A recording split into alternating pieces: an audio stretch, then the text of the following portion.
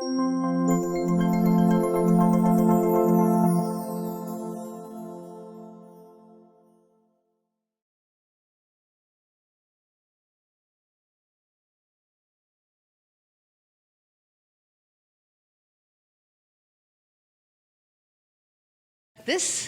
wonderful idea germinated with our artist in residence from a couple of years ago with Sonny, who had this brainwave to do something, not just do something and keep on talking about race relations, but actually make it happen. So this is a continuum in that journey.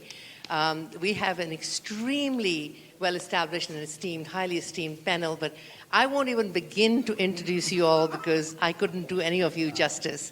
But what I wanted to say was that last Sunday, both Bishop and Sonny did a masterclass over at TBH, and it was absolutely mind-blowing. I have still recovering from that experience.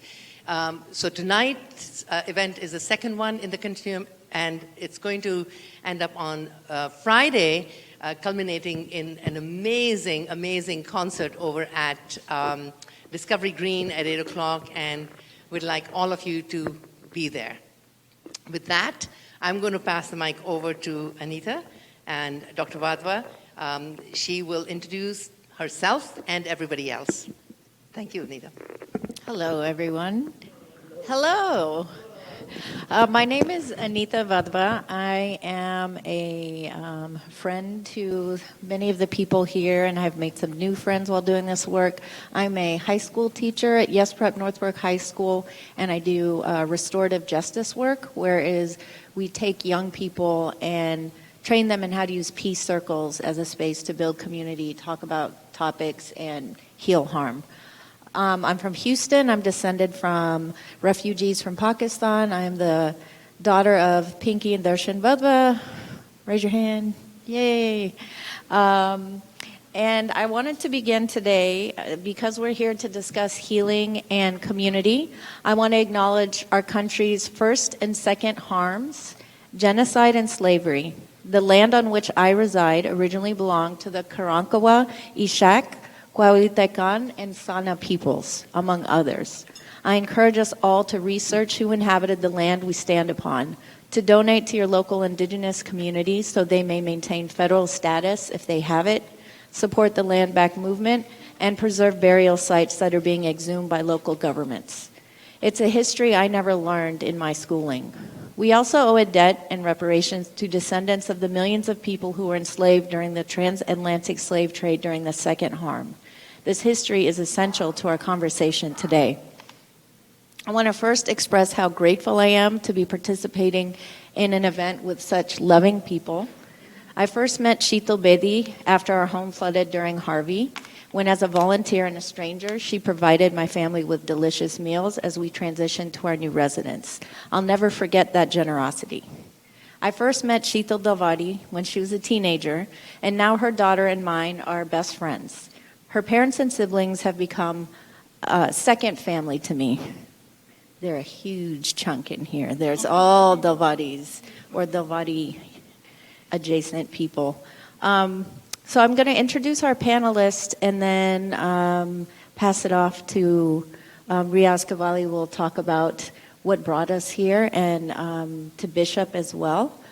So Kristi Rangel is a practitioner slash artist slash activist.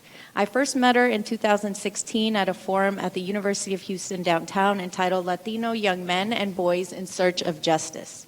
Several of my male students and I had presented on how restorative justice was a healing philosophy at our school. And she approached us and said how she appreciated that we had all dressed in black to support the movement for Black lives. From then on, she was a tireless advocate for our work, connecting us with opportunities to collaborate with other organizations in Houston. Kristi was a teacher and administrator with the Houston Independent School District for almost 20 years and a former principal of Kashmir Gardens Elementary in Houston's 5th Ward. She is now with My Brother's Keeper and is the public health education chief at the City of Houston's Health Department, working to address root causes that contribute to systemic barriers for students of color.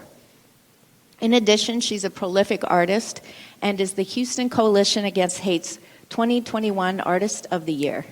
As she beautifully states on her website, my work is not simply that of a Black woman artist, but a human amplifying the divinity present in women, people of color, and nature. I first met Dr. Vida Robertson at the same forum where I met Kristi. One never forgets a first meeting with Vida. His warm handshake, eye contact, the way he refers to you as sister and brother, calling you into his circle as family right away. He's the director of the Center for Critical Race Studies at the University of Houston downtown, whose mission has been even more critical in a time when the Texas legislature has banned what they understand to be critical race theory. An associate professor of English, he teaches and researches late 19th and 20th century African American literature, Africana studies, critical race theory, and disability studies. He has received numerous grants and accolades throughout his academic career, starting from his dissertation onward. Dr. Robertson is a scholar activist who partners heavily with community organizations doing justice work, hosting my students on a tour of the center and providing a venue for us to screen a documentary. Dr. Robertson is presently developing a book-length project entitled The Color of Race, a critical exploration of albinism in the literature of the African diaspora. Dr. Sucheta Choudhuri works alongside Dr. Robertson at the Center for Critical Race Studies.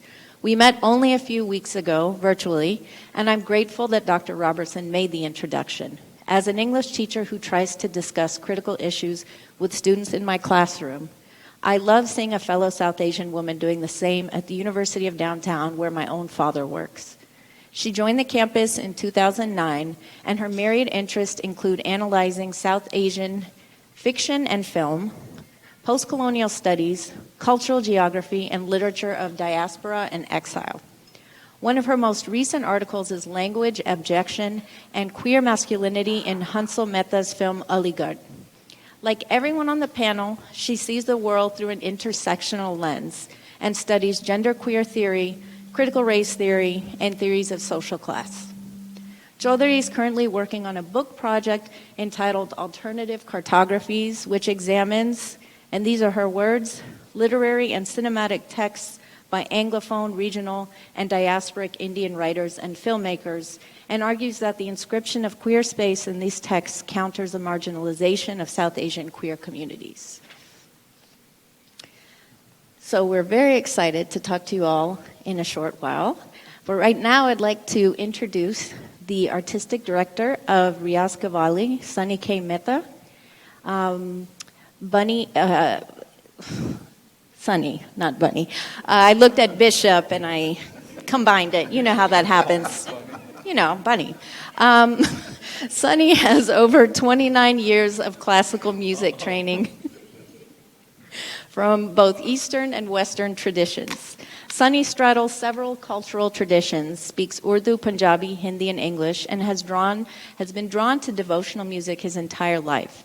He has worked across geographic boundaries in his music and calls Friday's collaboration his hyphenated immigrant identity displayed on stage.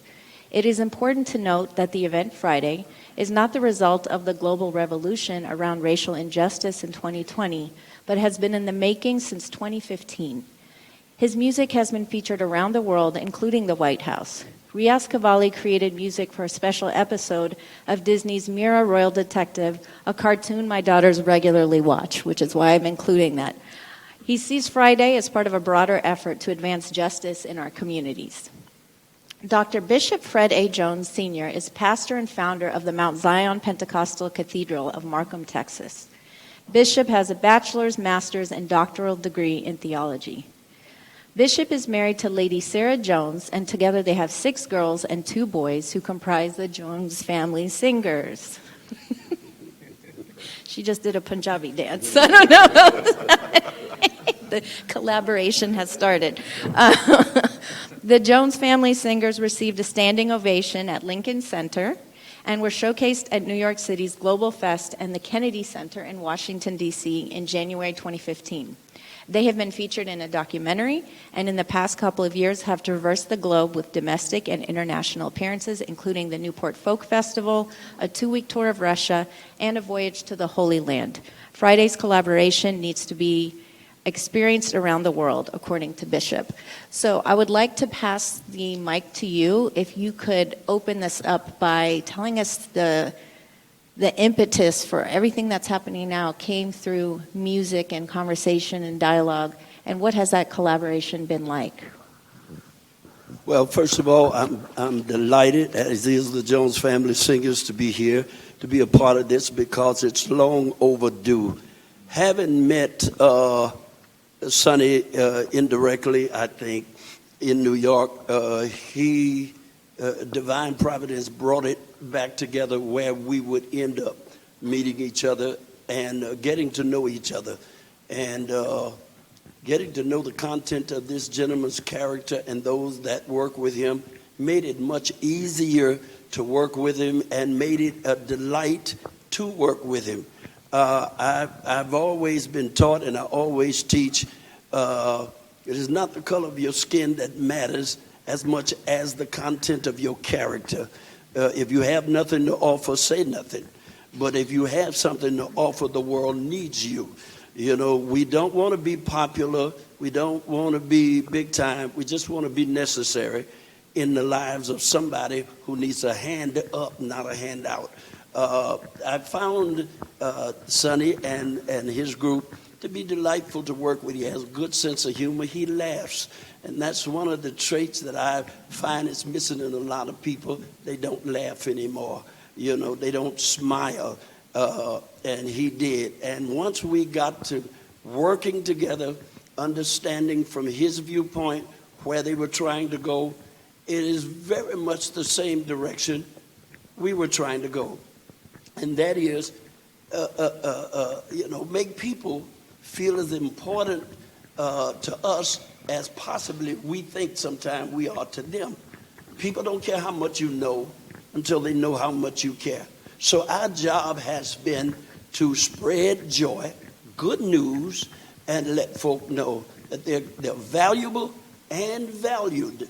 And we do it through our music, and I found out that they were wanting to do exactly the same thing. So it became easy to collaborate. It became very easy to talk and to laugh and to get to the heart of the man or the group, to know their inner thoughts, not just their verbalage. You know, people will say sometimes anything just to get you either out of their face or to get along with you.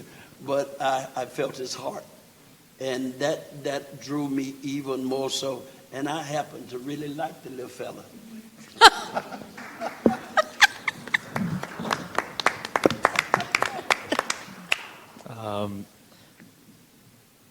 That was not a paid endorsement, so I appreciate that.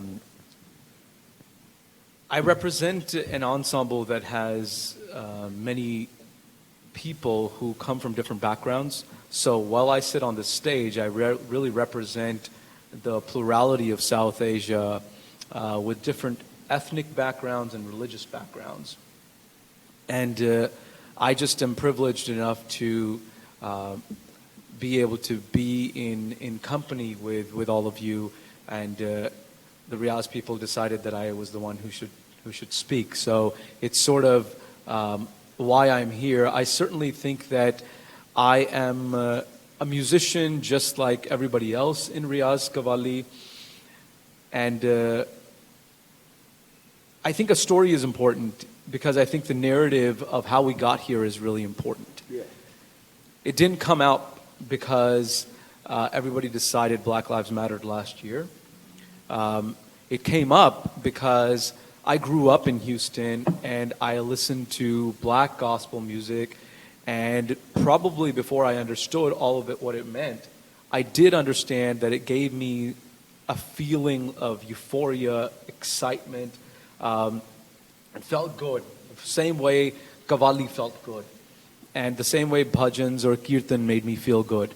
And this was my life when I grew up, because during the morning hours, school hours, I was exposed to Western music, or I was exposed to sometimes gospel when we would ask our choir teacher to show us.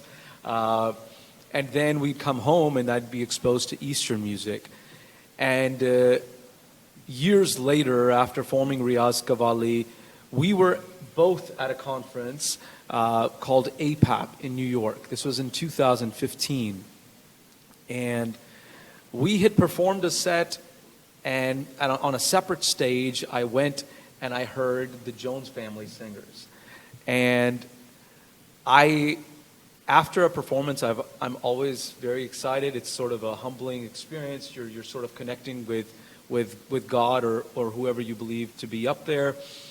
And then it took it to a new level when I heard them. And I remember thinking, my God, each of those female voices could be a star into themselves. And of course, Bishop too. You could be a star too. That's not like that. Thank you. And so since then, I got obsessed with trying to do something with them. And it was a cherry on top when I realized that they were also Houston-based, and we were Houston-based. We just both happened to be in New York. Music to both of us and the Jones family, who's not on stage, we've all talked about how it could be a universal language, and we've found that in our collaboration. And this sort of three-part series is something that I've been thinking about since 2015, so that it's not just a musical collaboration, but how we can use this sort of meeting and build upon that and have deeper conversations that Houstonians need to have. Because, and the last thing I'll say is, at least from my community, I do know that there are pockets that a active anti-black sentiment exists, and unless we address it, we're just doing lip service. Unless we talk about it with our children, this is just a superficial exercise, and we need to move the dial so that at least our children live in a better place and a better world. Last but not least, Armando is a good friend and is a partner in so much of this work. So I just want to thank you, on all the work you do, but also providing us space to do this. So.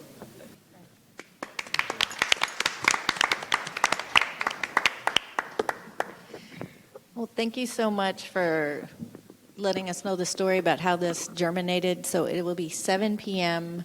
Friday, Discovery Green. Is that correct? 8 p.m. Thank you for correcting. 8 p.m. Okay. So hopefully we hope to see you, hear you on Friday. What we wanted to do before we started is just for community building's sake, take 2 minutes, get out of your comfort zone, turn towards someone around you who you don't know, and if you need to move over a little, say, hey, what's your name?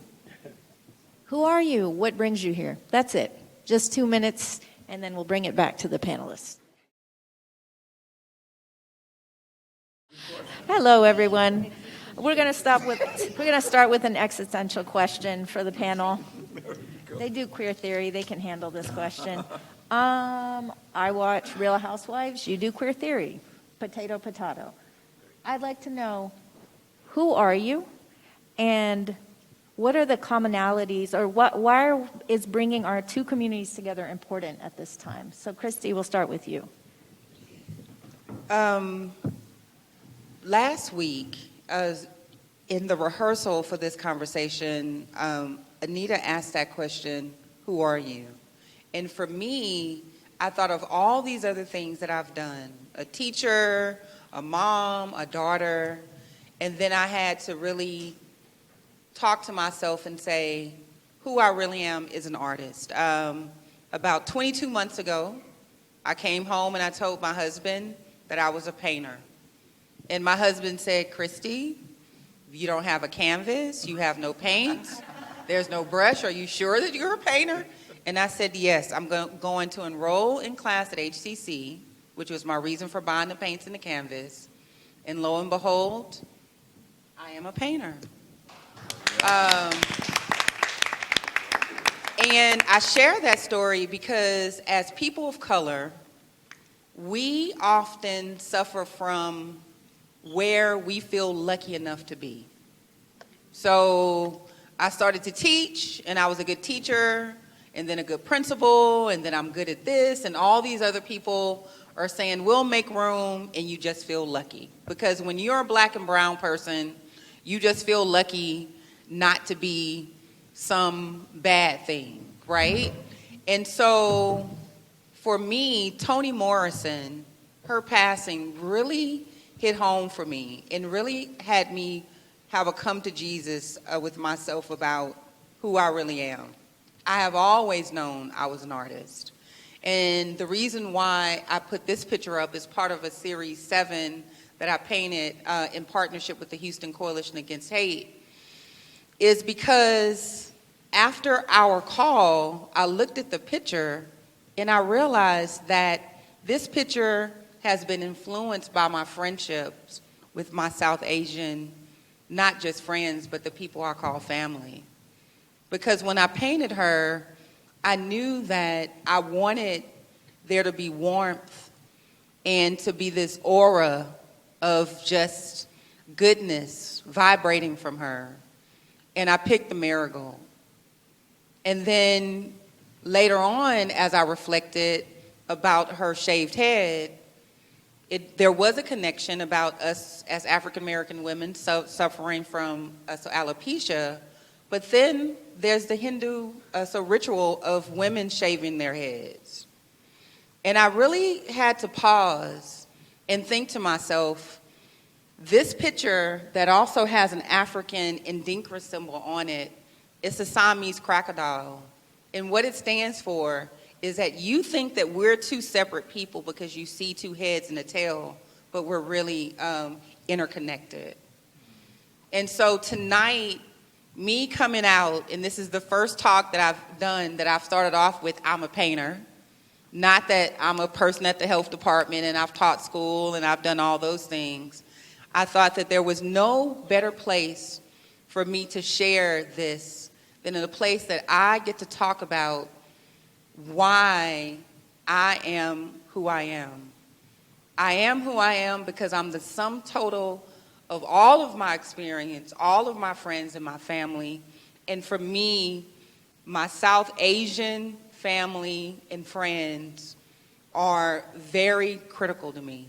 So thank you very much for this panel, and I feel very humbled to be able to have the cosmos inspire me to make this painting, and for you to see that a black woman from Houston, Texas, whose family comes from Mississippi, you can't get any more southern than that, when she was convening with herself and tapping into her creativity, that the result was a combination and the fruition of love and respect. Thank you.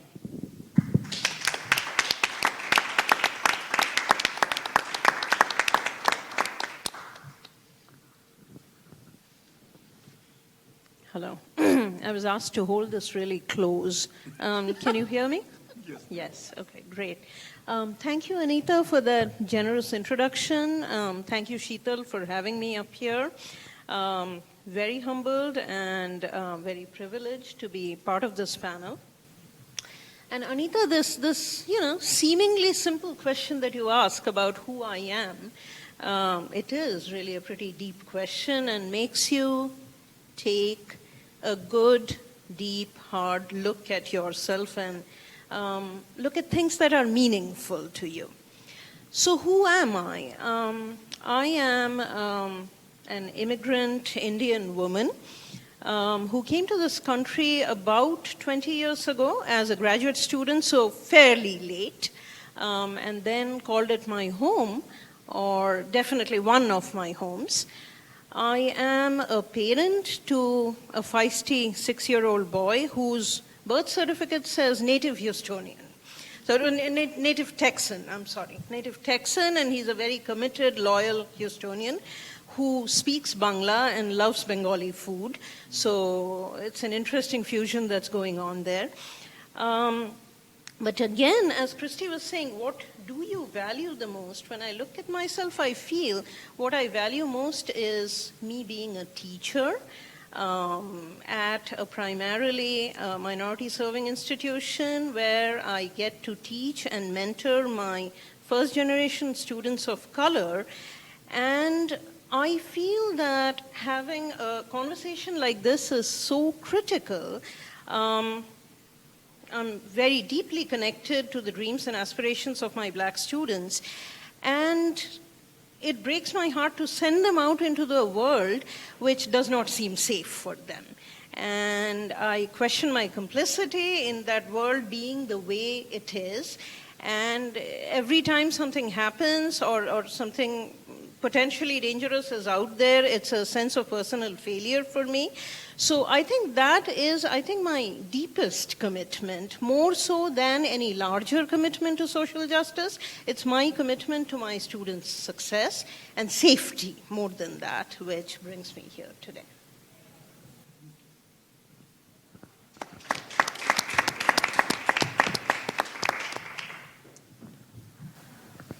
Hi. Again, Dr. Wadhwa, I want to thank you so much for the wonderful invitation, and to all of my friends, future friends and colleagues who are in our audience, thank you for entertaining this moment that allows us to share our thoughts with you. As my colleague beautifully said, my name is Dr. Vida Robertson, and I am a champion. I am fully invested in the struggle for liberation. I would like to imagine that I have successfully navigated many of the obstacles that fall in the way, the barriers for people of color, and I am more than happy to stand in the place of communities who need someone to fight beside them and for them in this struggle for liberation. I have committed my life to the struggle of helping minds to be open, to helping bodies be restored, to helping communities find the happiness and purpose that is granted them by their faith and their hope. I am interested in doing nothing more than spending and being spent on behalf of my brothers and sisters. For me, life must be a gift, not to myself, but to all the people that I love. And for that, I take up the fight every day. And thank you for having me.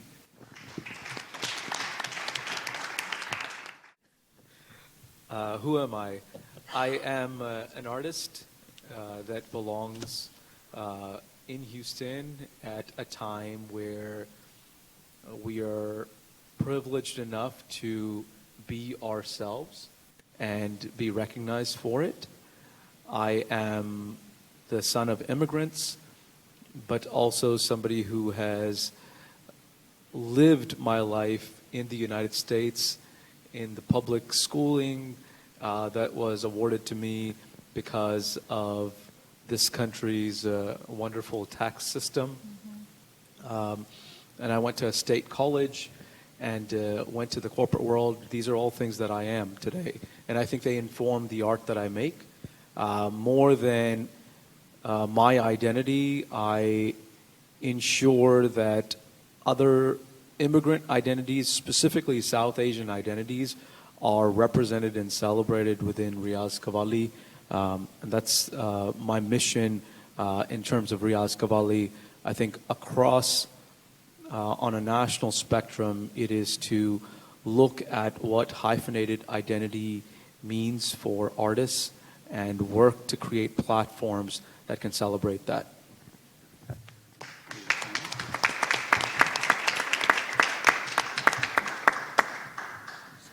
So I have a question for Vida, which is, where are we at in terms of our relationships between the South Asian and Black communities in Houston? And the reason we start with you is we know that you have good knowledge of a history of the political alliances between the two communities that a lot of us don't know about. And have offered to help us imagine ourselves as part of that line. So please take us Thank you. there. Thank you. Of course, because of the way in which our society projects an image back to us of a kind of mythologized notion of our race and our history, that unfortunately white supremacy has served as the primary lens through which we've come to know each other.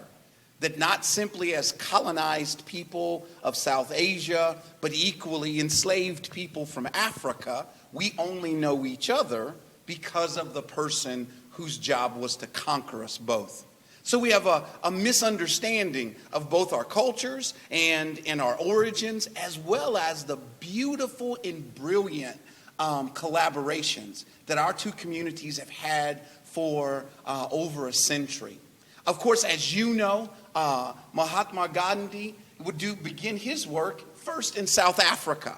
That this South Asian brother is here doing this work on the African continent, and there not only is he empowering his own people, creating opportunity for the least among his own, but he's also setting the bedrock for liberation for the South African nation as well. But as we make our way over to the United States, we recognize that in the 1880s or so, of course, Gandhi's in about 1893, but in the 1880s and especially till about the 1940s, which for African Americans is the moment of the Harlem Renaissance.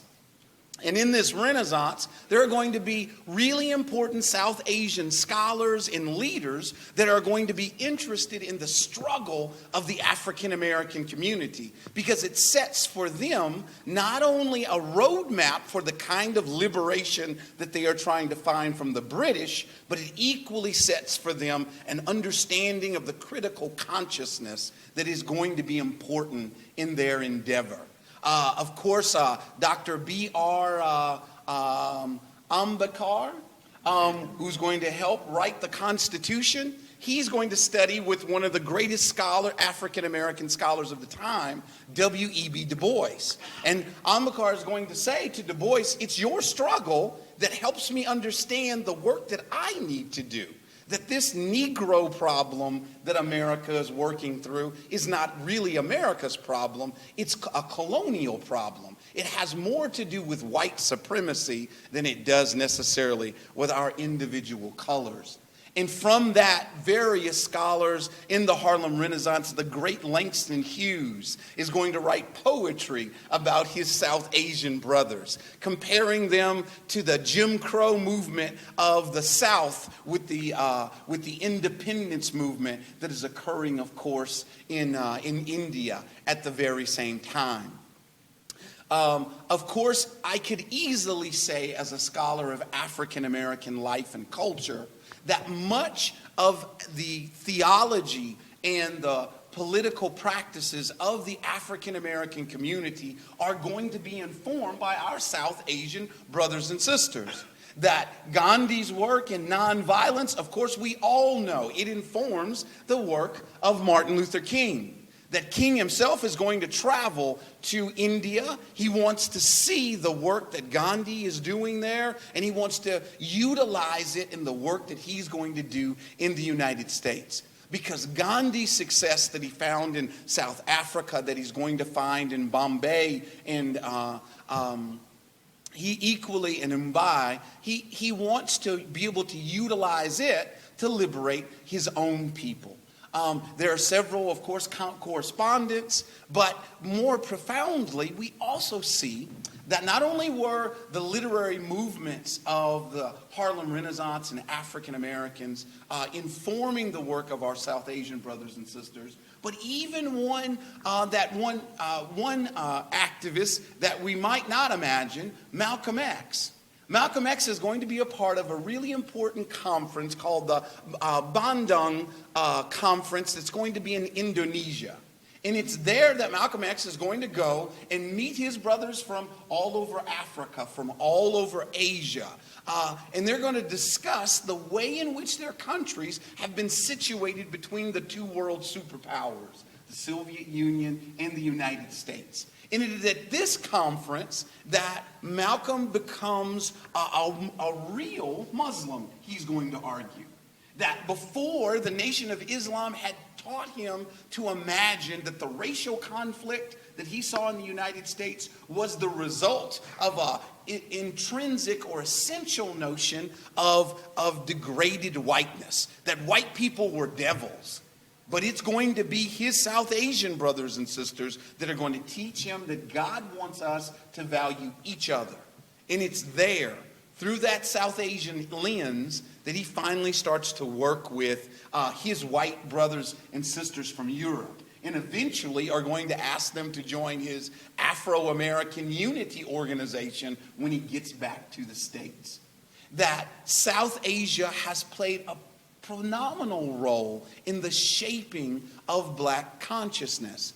That the liberation movements that we see in the civil rights movement and then the black arts movement are going to shape the way that African Americans see themselves. That Malcolm X and Martin Luther King are going to do the incredible work because they know that they have their brown brothers and sisters that are equally fighting in much the same way. We are going to see that kind of collaboration equally make its way back across the ocean. That the Black Panther Party, of course, that is going to be seminal to the work of the 60s, in 1972 is going to make its way back to India. And there, of course, the Dalits are going to create the Dalit Panthers based on their African American brothers and sisters back home. And it's there that these Dalit Panthers are going to embrace the philosophy of Malcolm X. They're going to organize themselves successfully. They're going to engage in a black arts movement of their own, being the untouchables at the bottom of a society. It gives them the critical consciousness and the social organizational tools that are going to be important for them to continue to do the work of the unseen. That these two incredible communities have been long-standing partners, collaborators, that we as people owe our successes to one another. And so we have to, at this moment in time, again, slough off the ignorance of white supremacy and learn to appreciate the rich history that has made us the incredible people that we truly are. Thank you.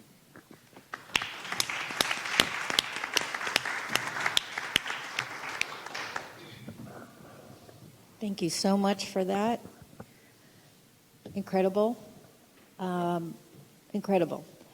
Sucheta, I was wondering if you could give us a light overview of the research about this situation from a South Asian international perspective, in addition to the national one.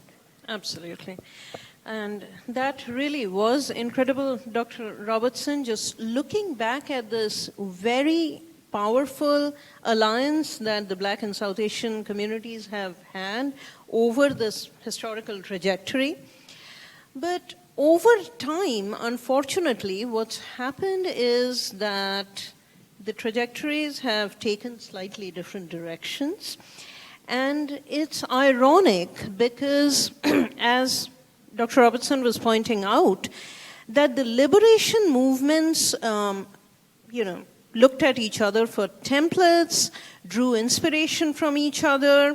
And one of the facts that's not very well known is that the civil rights activists had a big part to play in the immigration reforms of 1965. So, which is essentially how the immigrant South Asian community and the demographics of that changed in the US. And it went to become a community of highly skilled workers. It moved from a national origin quota system to the need for highly skilled workers. But that also changed the demographics, as I said, and the narrative of the community took a different trajectory and somewhat lost track, I would say at times entirely lost track of the contribution of the Black community and the wonderful synergy that you had been talking about. That story was lost. The South Asian diaspora that we have now is largely conservative and successful, and I have to say in some ways cocooned in a kind of complacency, and are really not able to feel black pain in the way that they were at the time when the liberation movements and the narratives and the conversations and the templates were shared. So, but the scenario is not entirely hopeless. There are certain small but powerful activist organizations that are coming forward here in the US who have extended their support to the Black Lives Matter movement. One particularly stands out in my mind. It's called SALT. It's an acronym. SAALT, South Asian Americans Leading Together. They have extended their support, they have organized, they have mobilized members of the South Asian diaspora to come forward in support of Black Lives Matter. And as Sonny pointed out, that remark comes to my mind that last year everybody seemed to care about Black Lives Matter, right? So some of that was this performance of wokeness, this lip service to diversity, this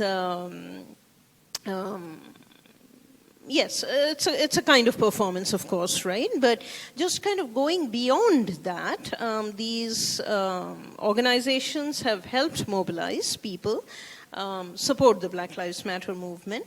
But I think it was standing in the post-George Floyd moment that you could not take your eyes off the spectacle of violence, right? Because it wasn't just the breakdown of social justice, but it seemed like the breakdown of humanity itself.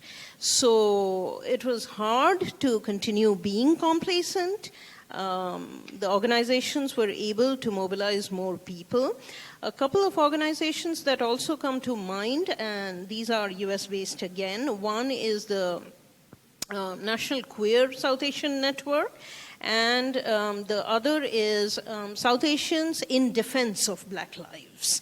So they have been working to bring the communities together, to stand up, to protect the interests of the Black community.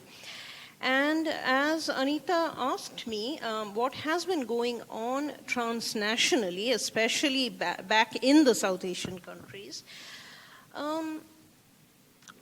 again, up until the tragedy of George Floyd happened, I think there was little empathy, right?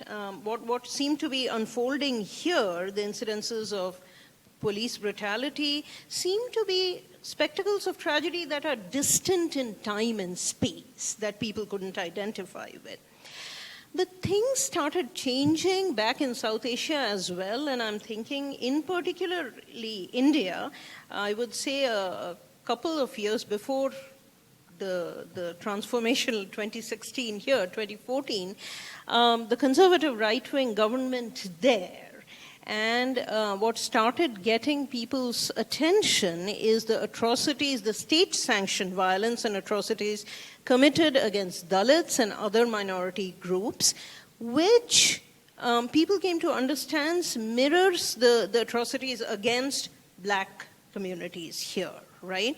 So it was easier to understand the trajectory of the Black communities. It was easier to empathize. It was easier to stand up in support. And what I see now is more of that happening. Last summer, I was the guest speaker in an event hosted by a university in India. And the text that we were talking about was Alice Walker's The Color Purple, which a number of you know, right?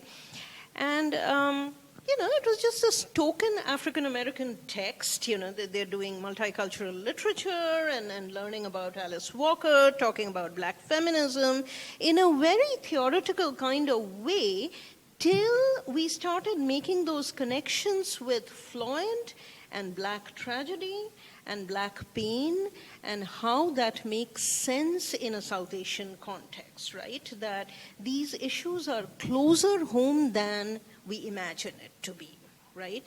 That it's not a period piece.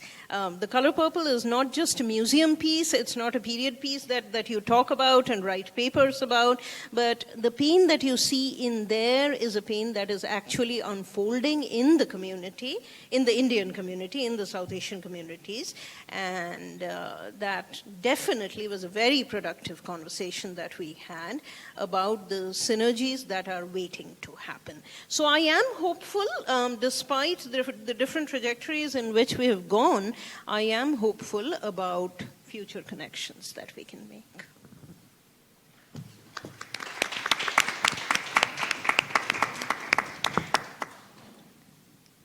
Thank you so much for that. Seems like we're going from historical to transnational to Kristi. I was thinking really, really micro, local with Houston. You seem to know a lot of South Asian people.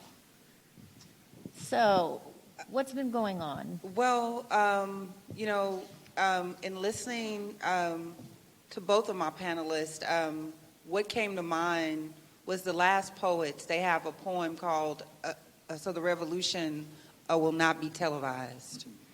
And what that means is that change has to happen person by person, that it has to be something that is every day.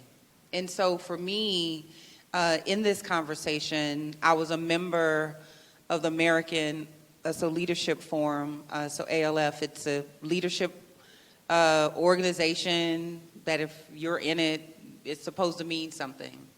And one of the people in that class, his name was Kwasai. After we finished that program, he invited me to come to another meeting of another organization. He said it was called SOS, it's called Share Our Secrets. They meet on Saturday, it's at the Houstonian. So I go, sure, I'll come.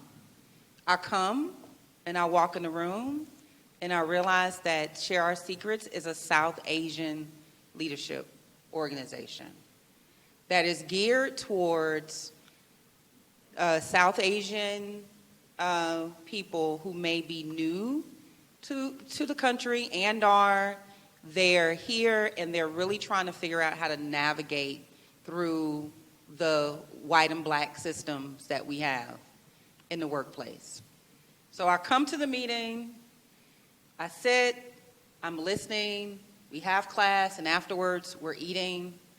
And Beaky, so Uncle Beaky, well, that's what I'll call him, he asked a question of another person, Vishnu, in the room. And he says, Vishnu, when you're out on the street, how would they know the difference between you and Kwasai?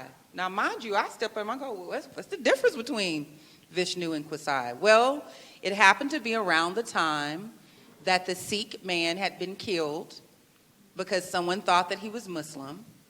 And so Vishnu said, well, they would know the difference between me and Kwasai. And then Beaky said to me, he says, well, Kristi, do you see a difference between Kwasai and Vishnu? And I'm like, well, no.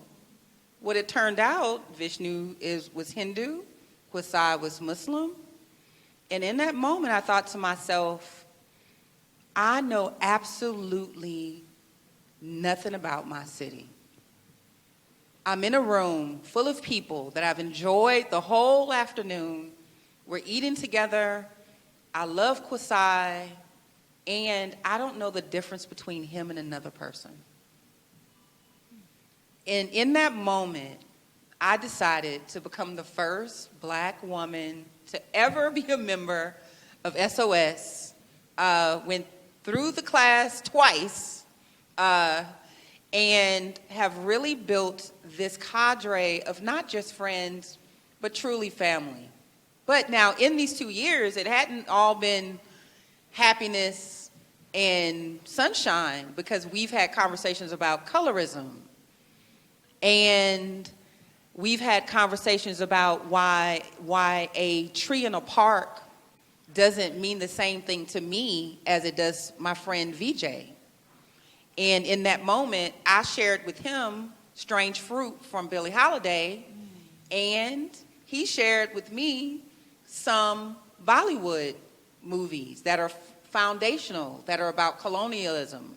And so this exchange has really been one that has had its happy moments. When Trump was running for election, you can imagine there were some unpleasant moments. As people who called me friend explained that because of where they live and their tax income that they were going to vote for Trump. And I told them, I love you anyway. And afterwards, when people's visas were being denied and people were not being able to come over, and there was a lot of conversation and suffering, and kids were being bullied at their schools because their classmates were saying terrible things to them, I was then able to look at them and say, I'm here for you. Let's have this conversation. And in some cases, quite honestly, I told a few people welcome. And they were like, what do you mean? And I said, you have had the luxury of having a little bit of a dissonance because you don't firmly understand all of the systems and the slights that are happening. Me, as a black woman who knows that I'm from Mississippi, I can tell you the name of the plantation that my family came from. I have the pleasure of understanding from the moment I walk in the door what it means when a person looks at me and breathes in a certain way, and or if I'm not acknowledged. South Asian community, if you're new to this country, you walk in a room and they may have the same thing, but you're not astute enough to know because you don't know those nuances. And unfortunately, what happened with the regime of Trump, many of those extra layers that people thought that were there, the safety of living in Memorial, the safety of your kids being Ivy League, but then being in danger when you go get gas, made them realize that they were closer to me than they thought that they had been. And so I think that for me in this conversation, and the thing that I am happy about and grateful about is that when I walked in the room and 2 years later realized that some of those people have the biggest house in Memorial, they have all of the trappings of everything. The fact that they wanted to invite me into their space, the fact that we stay in relationship is proof that the revolution will not be televised and that we all have to take it upon ourselves to sit in discomfort, to connect with each other, and to be able to love through and empathize through conflict.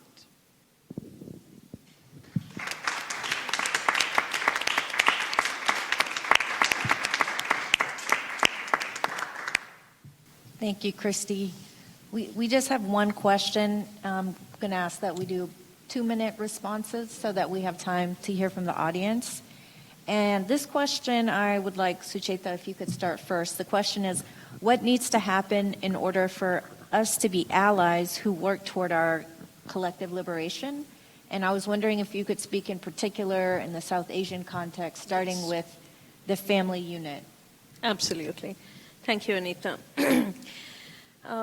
Absolutely. The work of remembering those stories, those powerful stories that Vida was talking about, needs to start in the family because that's the first unit of interaction, really.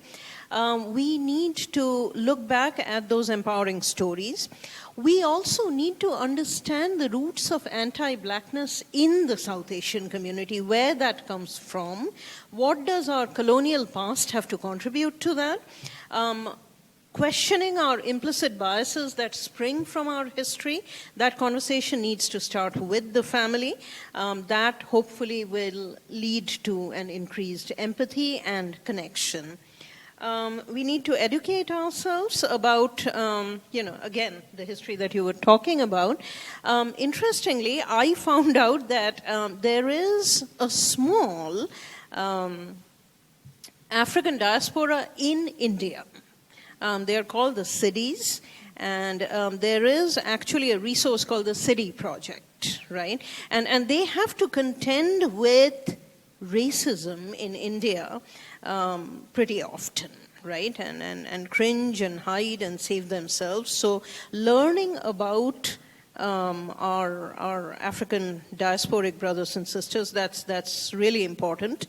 That needs to happen. Be more intentional in our support of movements like Black Lives Matter, because, that's a productive place to start, right? That's a productive place to start. That's an ongoing struggle, and own that struggle as our own. The organization that I mentioned, SALT, South Asian Americans Leading Together, if you go to their website, they have some excellent resources that talks about doing this work and starting this dialogue with your family, with your community, starting small and building up from there. Thank you for that. I would say Vida had an interesting comment you made when we met on our Zoom call, which is that, and you made it earlier, which is that our communities have come together through the filter of whiteness. Mm-hmm. So how can we start to work towards our collective liberation by breaking that filter down or changing the filter? Thank you, Dr. Wadhwa. That's an excellent question. By first recognizing that race is not real, it was never real, that it is simply a construct, it's a tool and a mechanism that's been utilized to justify our enslavement or our conquest or colonization, that we have always been a multiplicity of religions in our own countries. We've always had a multiplicity of tongues that have crossed our lips. We have always embraced a multiplicity of diaspora and expressions both in India and in the United States, in Africa and in the United States. That this very label, this tool, this mechanism that allows us to imagine that that body is black and therefore not me, or that I am simply what the British government designated me to be, both of those are mythologies that we must forfeit. And we must embrace the idea that all of us are endlessly, beautifully intersectional and intricate and nuanced. We must embrace the notion that before we will ever, as my sister Rangel beautifully said, start the revolution, we have to start, as my sister Choudhuri said, start with our own insight. That the revolution will not be based on our ignorance. The revolution cannot be fabricated by our whimsical practices of social media. The revolution must all start with our own enlightenment and allow that light to burn and shine and lead a path for our brothers and sisters that we love.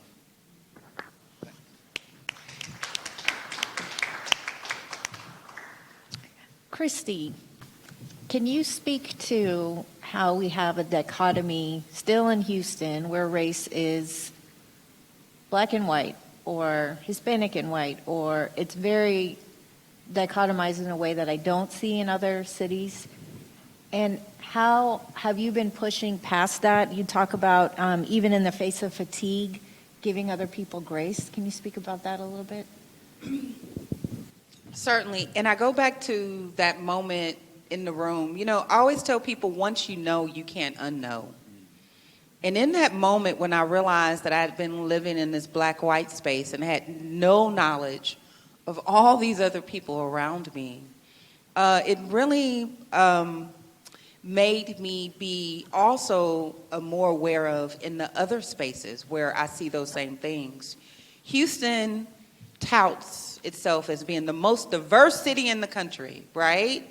We talk about diversity, and we have very little conversation around equity.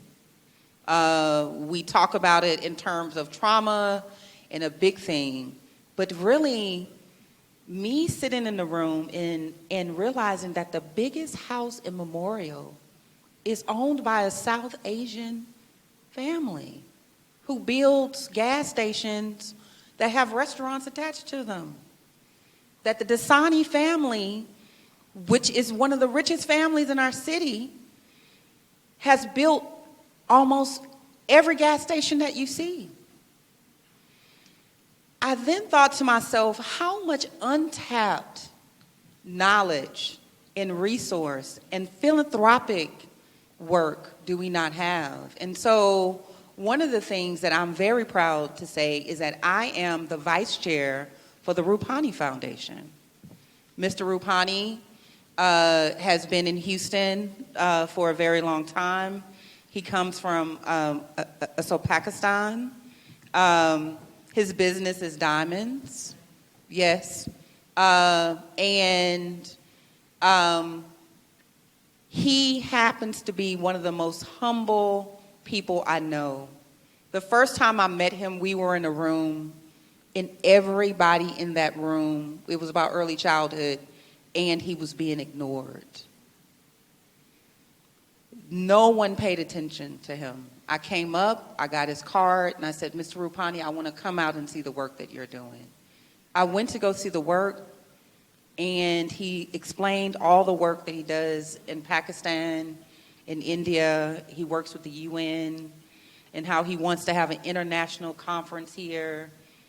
And I thought to myself, you're going to have that conference, and you're going to be a leader in this city around early childhood.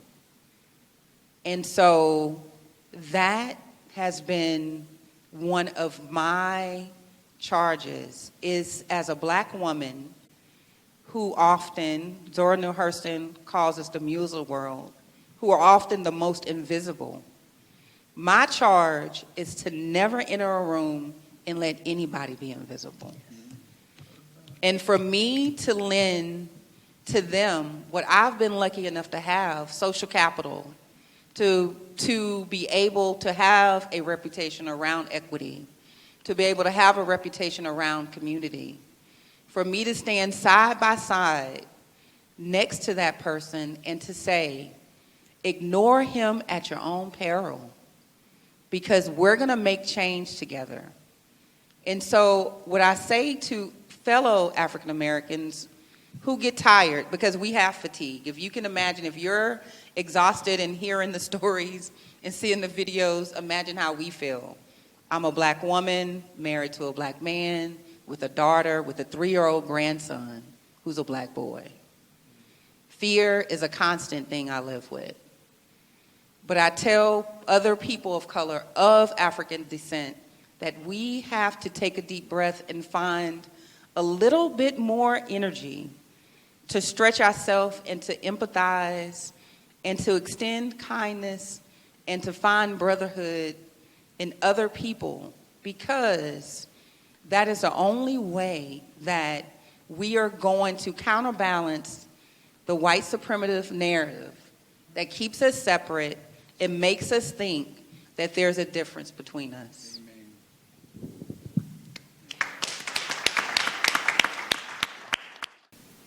And so, my sister, I would say we equally have to embrace the idea that the labels that we were given and the definitions that we were supplied in order to understand and navigate the world that he created for the both of us was always and only for his advantage.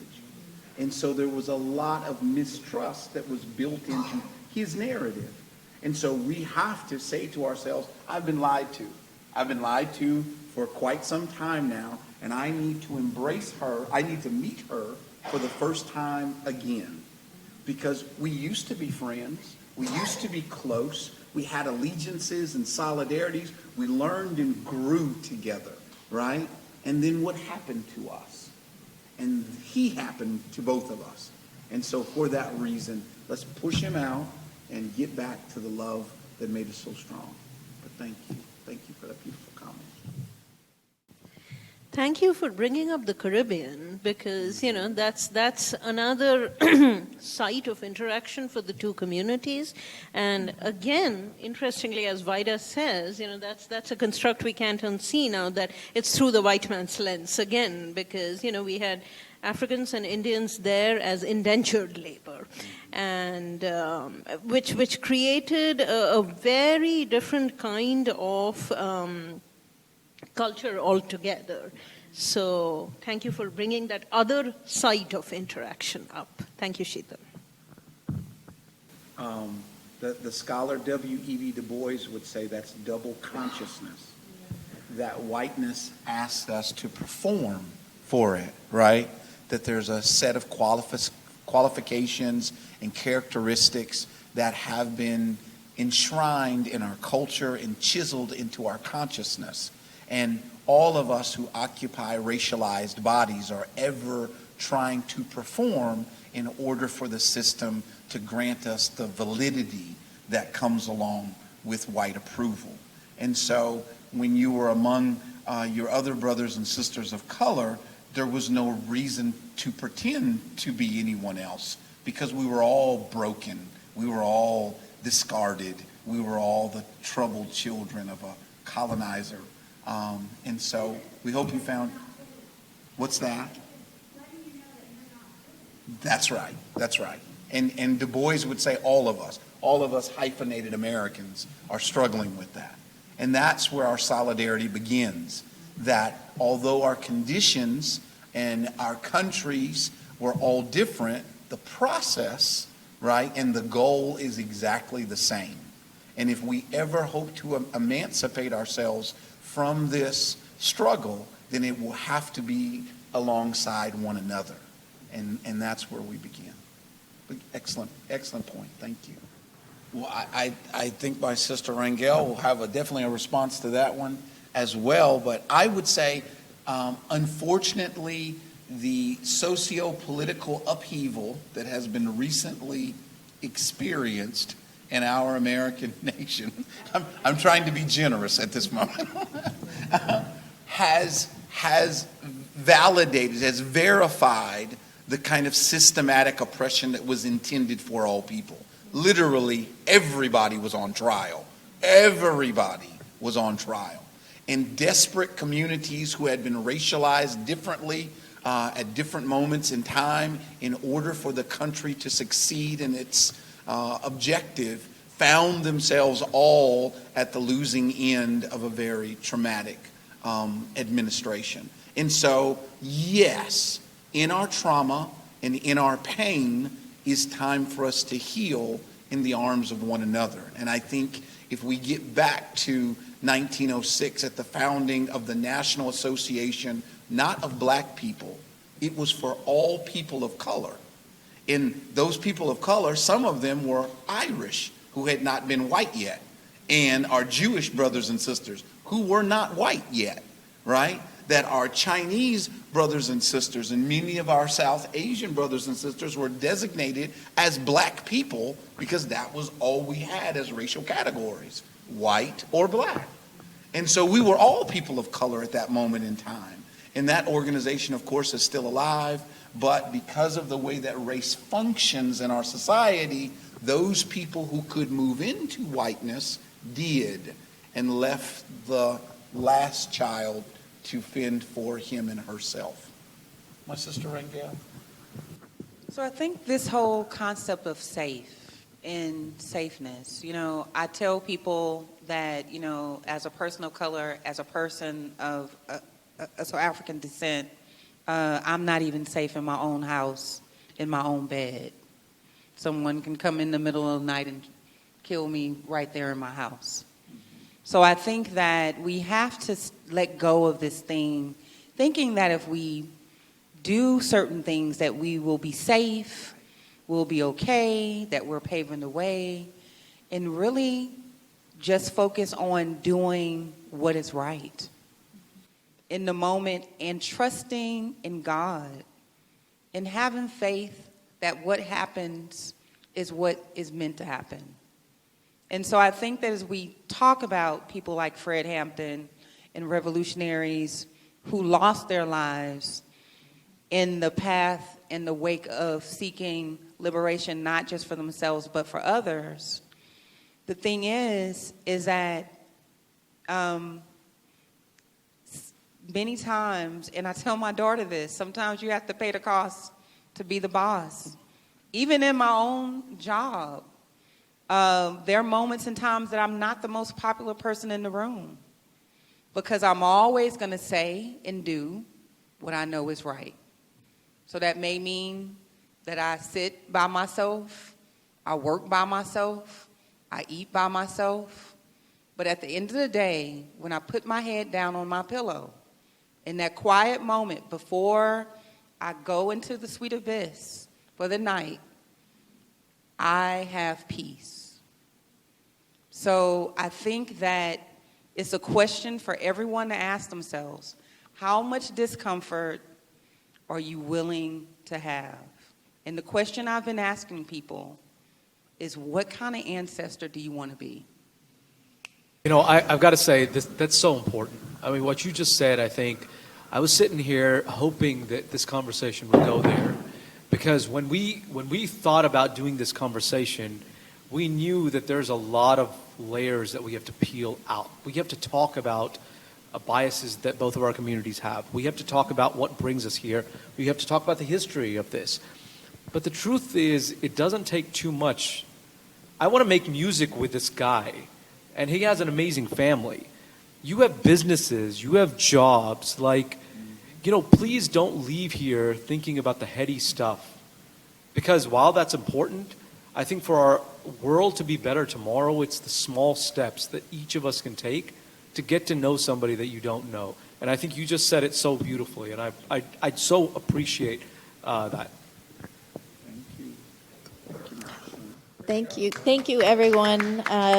We are here for another few minutes if you would like to say goodbye. We really appreciate you. And what I take away from this is that the revolution starts with being seen and seeing others. And I do hope that people here felt seen and that you continue to pass that on and make sure. That's a big thing in my classroom, is making sure everyone feels seen, heard, and loved. So thank you. I hope you have a good night. Thank you.